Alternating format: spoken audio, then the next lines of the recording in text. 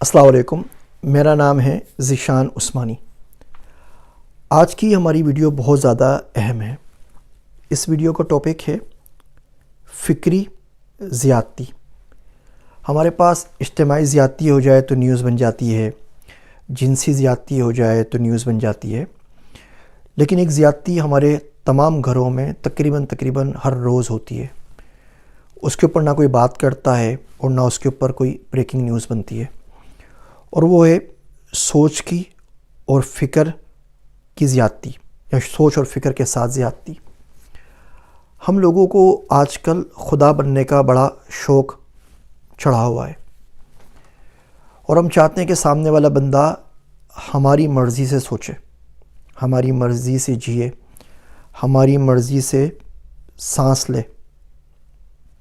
شاعر کہتا ہے کہ سانسوں کے سلسلے کو نہ دو زندگی کا نام، جینے کے باوجود بھی کچھ لوگ مر گئے۔ ہم اپنے بچوں کو اپنے کاروبار میں ڈالتے ہیں اور بولتے ہیں سب کچھ تمہارے لیے تو ہے، اور یہ نہیں سوچتے کہ اب ان کی اپنی آئیڈینٹی ہے، اپنی سوچ ہے، اپنے بیوی بچے ہیں، سب کچھ ان کا ہی ہے۔ لیکن جس دن آپ مر گئے، یہ 3-4 اولادیں آپس میں ایک دوسرے سے دست و گریبان ہوں گی اور ایک دوسرے کے لیے مسئلہ پیدا کریں گی۔ اس کی بڑی یونیک اگزامپل میں آپ کو دیتا ہوں لبنان سے۔ وہاں باپ کا انتقال ہو گیا، 2 بھائیوں کو پلاٹ ملا، پلاٹ کے اوپر ان کی لڑائی ہو گئی، تو ایک بھائی نے اچھا والا پلاٹ لکھ لیا اور سامنے والا چھوٹا پلاٹ دوسرے بھائی کو دے دیا۔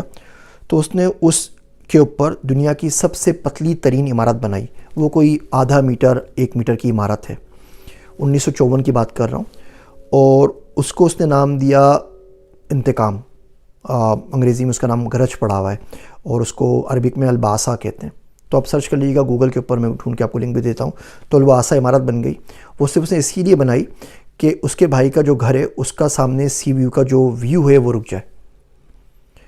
اس کے بعد خدا کی مار ایسی پڑی کہ وہ عمارت خالی پڑی رہی۔ اس کے بعد اس میں بروتھل ہاؤس بن گیا، بعد میں وہ دوسری چیزوں کی ڈیوس ہوتی رہی، آج تک خالی پڑی ہوئی ہے، لیکن آج تک عمارت موجود ہے، کیونکہ اتنی چھوٹی پراپرٹی کے اوپر بعد میں لاس چینج ہو گئے، کوئی اور عمارت بن نہیں سکتی، تو اس کو ڈھایا بھی نہیں گیا۔ اب پوری دنیا کے اندر وہ عمارت اس بات کی آج 70 سال بعد بھی ہمیں یاد دلا رہی ہے کہ یہ جو سوچ کو ہم غلام کر لیتے ہیں اور سمجھتے ہیں کہ لوگ ہمارے غلام ہیں، یہ کتنی بری بات ہے، اور یہ جو جلن ہے، حسد ہے، کس قدر بری بات ہے۔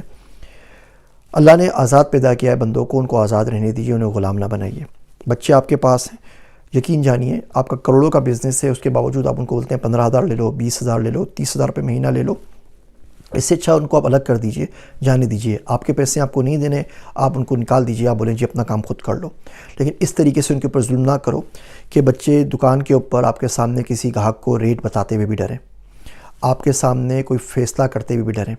اس طرح کا جو ہم فکری ٹارچر کرتے ہیں نا، اور بچوں پہ ہی کیا، بیویوں پہ بھی کرتے ہیں، شوہروں پہ بھی کرتے ہیں، رشتہ داروں کے اوپر بھی کرتے ہیں، یہ بندوں کی ڈیسیشن میکنگ کیپیبلٹی چھین لیتا ہے۔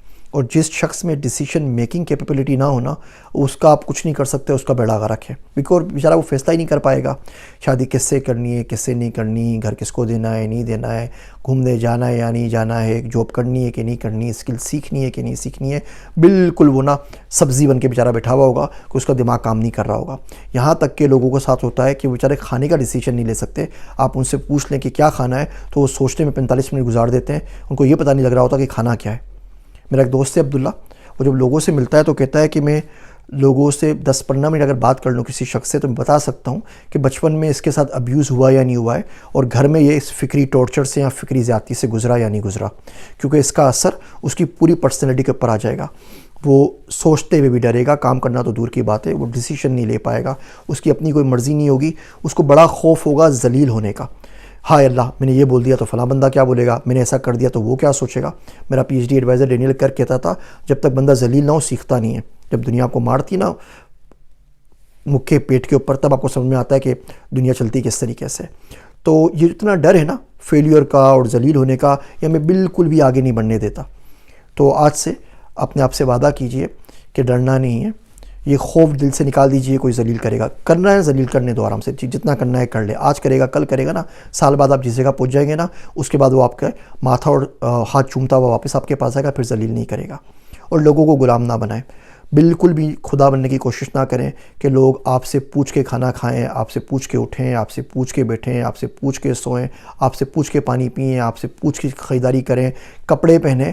اتنا کنٹرول کون کرتا ہے بھائی؟ اتنا کنٹرول تو آپ مشین کو نہیں کر سکتے نا، مشین کو بھی 24 آورس چلاتے رہو گے، وہ بھی بیچاری گرم ہو کے بیٹھ جائے گی۔ یہ تو پھر انسان کے بچے ہیں۔ اللہ نے اگر آپ کو ماں باپ بنا دیا ہے، بہن بھائی بنا دیا ہے، بیوی شوہر کا رشتہ دے دیا ہے، تو اتنا ظلم تو نہ کرے نا، فرعون تو نہ بنے نا۔ ایسی جب بھی میں باتیں سنتا ہوں، مجھے وہ بچپن میں پڑھی تھی احمد نظیم قاسمی صاحب کی نظم، وہ بڑی پسند آتی ہے، دل چاہتا ہے فریم کر کے نا ان لوگوں کو گفٹ کر دوں۔ کچھ اس طرح تھی کہ زندگی کے جتنے دروازے ہیں مجھ پہ بند ہیں، دیکھنا حد نظر سے آگے بڑھ کر دیکھنا بھی جرم ہے، سوچنا اپنے عقیدوں اور یقینوں سے نکل کر سوچنا بھی جرم ہے، آسماں در آسماں اسرار کی پرتیں ہٹا کر جھانکنا بھی جرم ہے، کیوں بھی کہنا جرم ہے، کیسے بھی کہنا جرم ہے، سانس لینے کی تو آزادی میسر ہے مگر زندہ رہنے کے لیے انسان کو کچھ اور بھی درکار ہے، اور اس کچھ اور کا تذکرہ بھی جرم ہے۔ اے خدا بندان ایوان عقائد، اے ہنرمندان آئین و سیاست، زندگی کے نام پر بس ایک عنایت چاہیے، مجھ کو ان سارے جرائم کی اجازت چاہیے۔ اس کے ساتھ ہی میں آپ لوگوں سے اجازت دوں گا۔ میری کڑوی کسری باتیں سننے کا شکریہ۔ میں ہوں آپ سب کا ذیشان عثمانی۔